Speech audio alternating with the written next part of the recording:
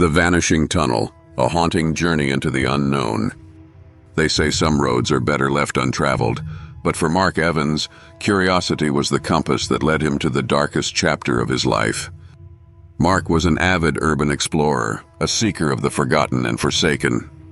Abandoned hospitals, derelict factories, and crumbling mansions were his playground. But it was the whispers of the Vanishing Tunnel in the Appalachian Mountains that captured his imagination. No one could agree on its exact location, only that it appeared to those who sought it, and many who entered were never seen again. It was a misty autumn morning when Mark parked his truck at the edge of a dense forest near Black Hollow, West Virginia. As he stepped out, the damp air filled his lungs, and he could hear the distant rustling of leaves. Mark adjusted his backpack and looked into the depths of the forest, feeling a strange pull towards the Vanishing Tunnel. Armed with a flashlight, a camera, and a map scrawled with cryptic directions from a local historian, he set off down the overgrown trail. The air was damp, the earthy smell of decaying leaves mingling with the faint scent of pine. The deeper he ventured, the quieter the world became. The usual symphony of birds and rustling leaves faded, replaced by an unnatural stillness. The deeper he ventured, the quieter the world became. The usual symphony of birds and rustling leaves faded, replaced by an unnatural stillness. Mark's footsteps echoed, despite the soft earth beneath him. Then he saw it, a gaping tunnel mouth carved into the side of a rocky hill, framed by ancient stonework overrun with ivy. The darkness inside was absolute, as if the tunnel consumed all light. Hesitated at the threshold, the flashlight beam swallowed by the void ahead.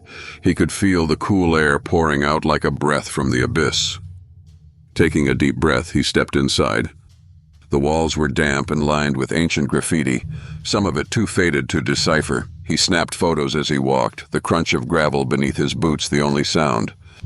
After a few minutes, the light from the entrance was gone, and the darkness pressed in on him like a living thing.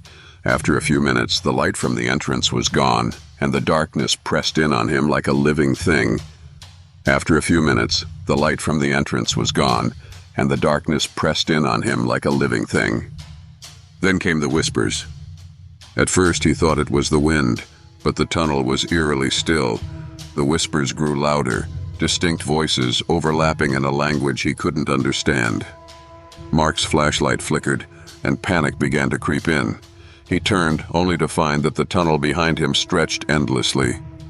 The entrance was gone. "Just keep walking," Mark muttered to himself, his voice shaking. He checked his phone, but there was no signal. The whispers followed him, growing louder, closer. Then the flashlight caught something ahead, a faint figure, standing motionless. It was a woman in a tattered white dress, her back to him. "Hello?" Mark called out, his voice echoing. The figure didn't move. Swallowing his fear, he took a cautious step forward. The woman turned. Her face was pale, her eyes hollow sockets that seemed to absorb all light.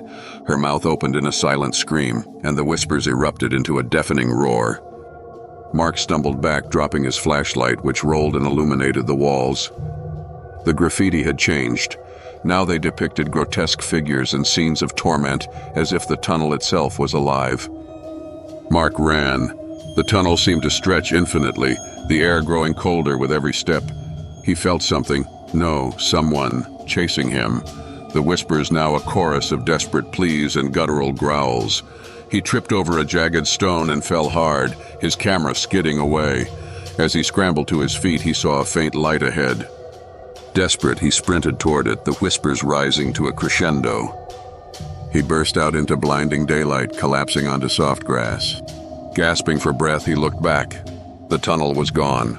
Behind him stood only a wall of dense forest. Mark drove back to town in silence, his mind racing.